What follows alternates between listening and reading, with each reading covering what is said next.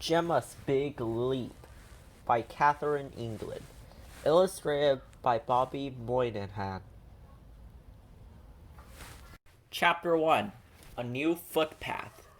Jemma lived on a street with a grass footpath. In fact, there were grass footpaths all the way to the store. Jemma liked the feel of cool grass between her toes.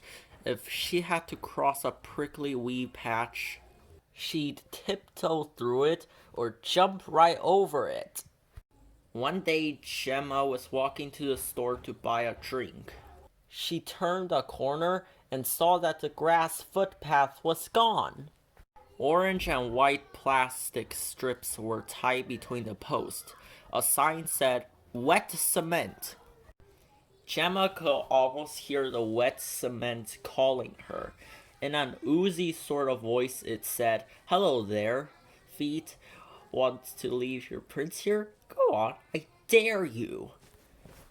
She chewed her bottom lip and looked up and down the street.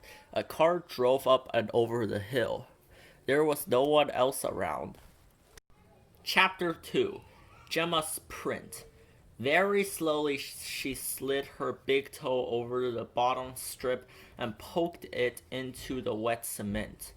Her toe made a circle shape. She crawled between the plastic strips. Jemma could hear a truck roaring up the hill. Once it got to the top, the driver would see her. Jemma would have to hurry. She jumped. It was a mistake. The wet cement was slippery. Jemma's arms spun like windmills. Jemma belly flopped onto the cement. The cement tasted awful. It was horrible and gritty. Little shivers ran up and down Jemma's spine as cement crunched between her teeth. Bits of cement struck to Jemma's hair and dangled in front of her eyes. "Are you alright?" a man asked. The truck driver was leaning out of the window. It was Mr. Rizzoli, one of Jemma's nicest neighbors. "Let me give you a hand," he said. Mr. Rizzoli jumped out of his truck with a big grin on his face. His eyes crinkled, and he cleared his throat. "Lucky for you, I had to come back. I left my troll behind." "Fell through, did you?" Mr. Rizzoli asked in a squeaky voice. "Sort of," Jemma mumbled. "If you weren't looking, it would be easy to trip." Mr. Rizzoli turned his head away to hide his laughter. Chapter 3. A Cement Suit. Jemma learned a couple of things that day. She learned that wet cement makes clothes really heavy. The other thing she learned was that wet cement dries fast. It was like wearing a suit of armor. The cement on Jemma's face, arms, and legs dried and began to crack.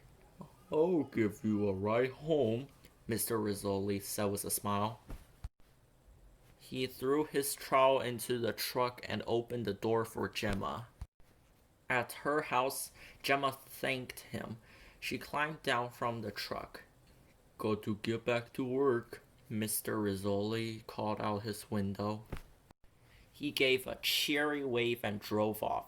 You could hear him laughing all the way down the street. Chapter 4. Hot Days. The new cement sidewalk was dry the next day, but Jemma never walks on it.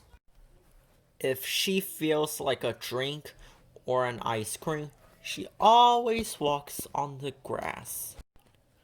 It's longer, but she doesn't mind. She likes to walk barefoot on cool grass footpaths. Jemma doesn't like to walk along the new sidewalk. It's too hot, but there's also another reason.